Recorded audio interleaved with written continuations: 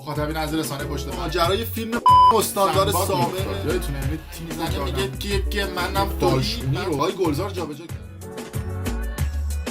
مخاطبین از رسانه پشت پرده سلام، بنده امین فردین خوشحالم که به همراه تیمم بار دیگه با یک برنامه پشت پرده دیگه با شما هستیم. امروز قصد داریم که سوتی های قسمت 10 سریال پایتخت رو برای شما به نمایش بذاریم.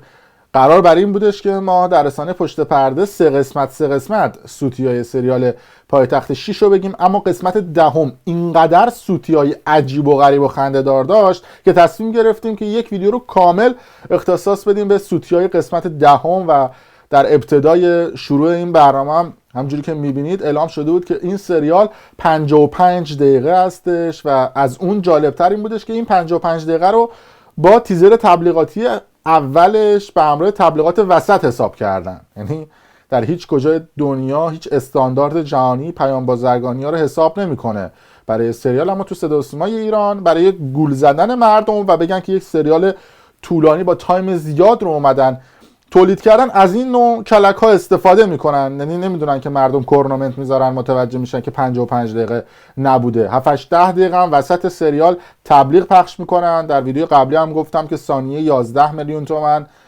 پول تبلیغات میگیرن و یک درآمد میلیاردی دارن و در نوع خودش هم جالب هستش. و چون درآمد میلیاردی دارن ما خیلی کلیک میکنیم و سعی میکنیم که سوتیاشون رو به مردم بگیم، به خاطر اینکه سریالی که درآمد میلیاردی برای صدا و سیما داره یه اینقدر احترام برای مخاطب قائل نمیشن که اینقدر سوتی‌های عجیب و غریب و تابلو و خنده‌دار نده. خیلی از دوستانم میگن که آره سوتی در تمام دنیا هست، اما ما انواع اقسام سوتی‌ها رو داریم. یه سری سوتی‌ها هست از تنبلی و گشادی مسئولین رخ میده.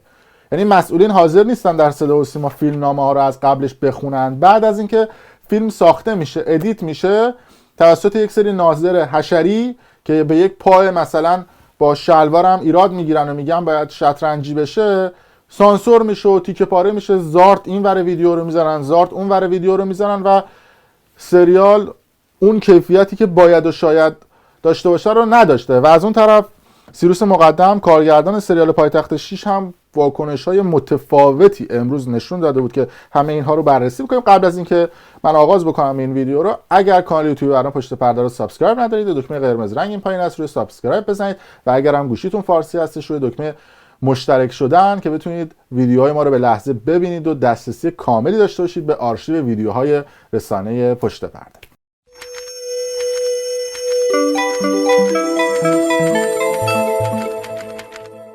اما آغاز میکنیم سوتی های قسمت 10 سریال پایتخت 6 رو که پر از سوتی بود. سوتی منشی صحنه، سوتی کارگردان، سوتی نمیدونم تدوینگر و هر آن کسی که در این سریال کارهای فنی و غیر فنی رو بر عهده داره و فکر میکنم که یه قسمت زیادیش رو هم اون سانسورچی‌های حشری مقصرن، چون سر سریال رو میزنن و وضعیت به این صورت میشه. ولی بازم میگم که چون توی این سریال درآمد میلیاردی داشتن ما یک مقداری ریستر شدیم روی این قضیه. اول راجع به صحبت‌های کارگردان سریال پایتخت 6 با شما صحبت بکنم که امروز صبح یک مصاحبه انجام داده بود و گفته بود که هیچ سانسوری روی سریال پایتخت 6 صورت نگرفته. یعنی کارگردانی که میاد اینجوری ماسمالی میکنه میره زیر تخم و مرغ‌های رئیس صدا و سیما به خاطر اینکه مثلا میخواد ماسمالی بکنه، چون میدونید که به سیروس مقدم زمان زرقامی میگفتن که کارخونه سریال سازی، یعنی انقدر سریال به خورد صدا و سیما میداد و کسب درآمد برای صدا و سیما میکرد، زرقامی این لقب بهش داده بود و آنچنان میره زیر بلیت رئیس صدا و سیما و میگه هیچ سانسوری نبوده، همه چی عادی بوده، برای اینکه مثلا یه 2 ماه بعد یه سریال دیگه هم بهش بدن، در صورتی که پر واضح هستش که این سریال پر از سانسور بوده. بعد که مردم نسبت به این صحبت سیروس مقدم واکنششون دادن، چون خانومشون هم تهیه کننده این سریال هستش، دیگه مجبور شد که بیاد مصاحبه کنه و بگه که آره در قسمت 8 پر از سانسور بود و سانسورهای زیادی اتفاق افتاده. البته سانسورها تنها محدود به قسمت 8 نمیشد، پر از سانسور بود این سریال از قسمت 1 تا قسمت 10 که پخش شد دقایقی پیش. بریم صحبت‌های سیروس مقدم رو بشنویم که راجع به سریال و انتقادهایی که نسبت به این سریال شده اینگونه صحبت میکنه. بعدم من با سوتیا با شما هستم. سلام، من سیروس مقدم هستم، کارگردان مجموعه تلویزیونی پایتخت. ما این شبا با سریال پایتخت مهمون خونه های شما هستیم. به نمایندگی تیم پایتخت باید بگم که ما تلاش کردیم تا با این سریال یک کمی از رنج و درد شما هموطنانمون که به خاطر ویروس منحوس کرونا خونه نشین شدید بکاریم. پایتخت آینه تمام قد جامعه ماست. خانواده پایتخت نماینده کوچکی از کل جامعه است. جامعه با فراز و فرودهای فراوان سیاسی، اقتصادی، اجتماعی، فرهنگی، اخلاقی که ما بخش ناچیزی از این هنجاری ها رو در پایتخت به تصویر کشیدیم. مثل همه پایتخت‌های پنجگانه، محور اصلی پایتخت شیش هم کانون خانواده است. خانواده‌ای که این خاصیت رو داره دچار بحران، نابسامانی، آشفتگی و اختلاف نظر بشه، ولی همواره خودش بر این مسائل و مشکلاتش غلبه کرده و سربلند و شاد بار دیگه دور هم جمع شده. من خواهشم از شما اینه که کمی تحمل کنید، اندکی تأمل کنید، بذارید بقیه سریال رو هم ببینید، اجازه بدید پایتخت از این چالش هایی که برای کاراکترها و شخصیتاش طراحی شده عبور کنه. میبینید که مثل همیشه خانواده خوش خرم همدیگر رو در آغوش میکشن و امید در پایتخت فوران خواهد کرد. بله، صحبت‌های سیروس مقدم رو هم شنیدیم، اما شروع می‌کنیم سوتیای قسمت دهم رو. اولش از همون مسابقه فوتبال شروع بکنیم و شماره پیراهن بهداشت توی این فیلم که شماره پیراهنش 1 بود که در تصاویر کلوز و بسته شماره 1 رو نشون میداد، اما تصاویری که دروازه‌بان اصلی یعنی علیرضا حقیقی در این بازی کرده و سعی کرده بودن با مچکات خیر سرشون این تدوین ها رو انجام بدن، شماره پیراهن دروازه‌بان 88 هستش که شماره پیراهن علیرضا حقیقی هستش در این بازی و این اولین سوتی بود. سوتی بعدی این بودش که یه تصویر میره رو تماشاچی‌ها، دوباره میاد روی تصویر بهداشت فریبا و اونجا قشنگ مشخصه یکی از تصویربرداری سریال پایتخت داره تصاویر بسته رو میگیره، قشنگ وسط زمینه. اگر وسط بازی پس اون تصویربرداره توی مثلا منطقه 6 قدم چیکار میکنه؟ از اون بدتر مثلا توی تصاویر لانگ نشون میداد که بهداشت سمت راست شیرجه زده، تصاویر میومد روی تصاویر بسته بهداشت رفته چپ.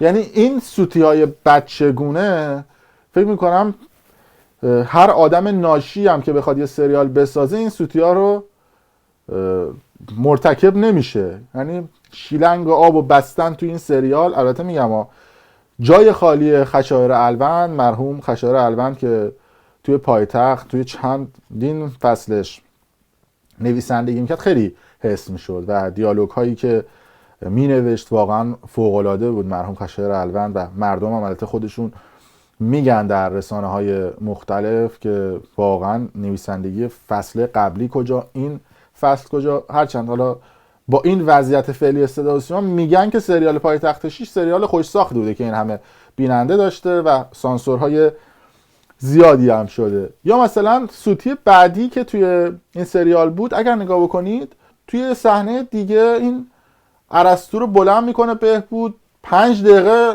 مثلا اینجوری گلوشو گرفته. چه بود دیگه؟ مثلا یارو خفه نمیشه.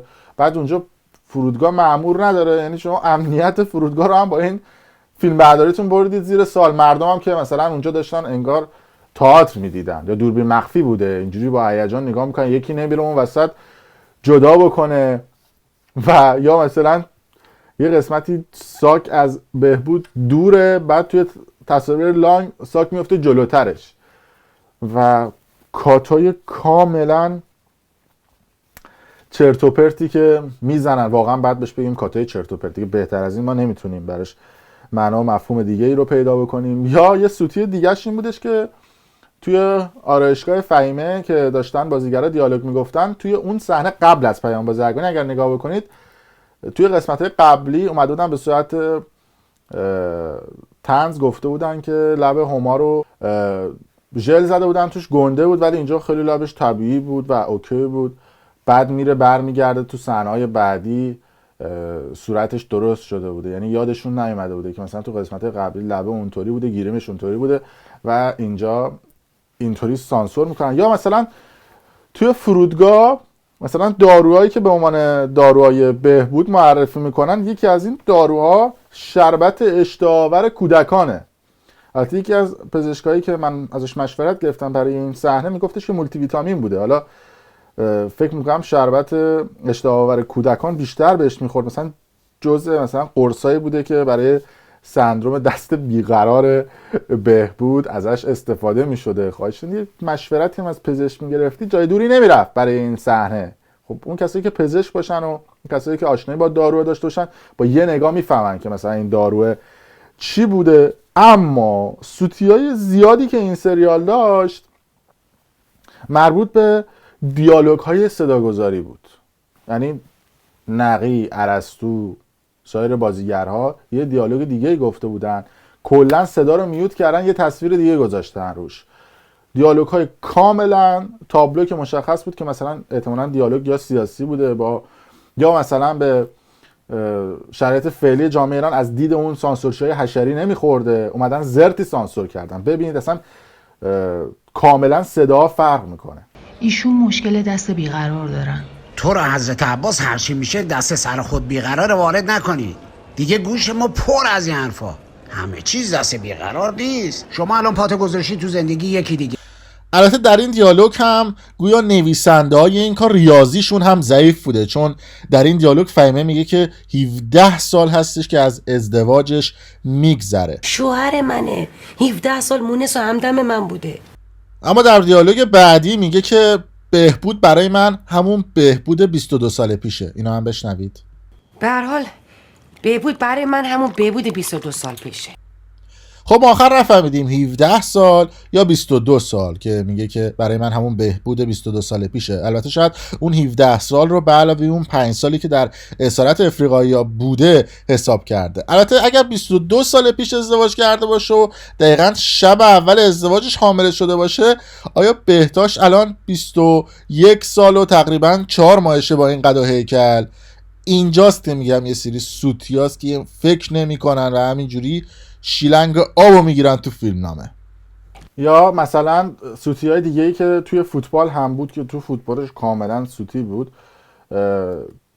بهتاش مثلا لباسش آستین کوتاه بود، در ازای حقیقی که نقش اصلی داشت و تصاویر لانگ رو داشتن میگرفتن آستینش بلند بود که اصلا دقت نکردن که لباسا یکی باشه. یا بهتاش مثلا با چمدون رفته بود ترکیه، توی یه صحنه آخر با ساک برمیگرده و چیزای زیاد دیگه که یعنی فکر کنید سریالی که 55 دقیقه بود اینقدر توش سوتی در اومد. سوتی های بیشتری هم داشت. حالا ما سعی کردیم چون فردا قسمت 11 پخش میشه و حالا اگرم ویدیو رو چند وقت دیگه میبینید، ما لحظه‌ای که داریم این ویدیو رو ضبط میکنیم قسمت 10 تقریبا با ساعت من 22 دقیقه است که تموم شده و ما در لحظه سعی کردیم که سوتی ها رو به همراه 3-4 تا از دوستان و همکاران هم بنویسیم و ویدیو رو تهیه بکنیم. یعنی تو روزهای آینده ممکنه سوتی های بیشتری هم در بیاد از این سریال. در هر صورت مرسی که تا این لحظه با رسانه پشت پرده همراه بودید. اگر دوست داشتید ویدیو رو لایک کنید، کانال یوتیوب رسانه پشت پرده رو هم سابسکرایب کنید. ممنون که تا این لحظه با رسانه پشت پرده همراه.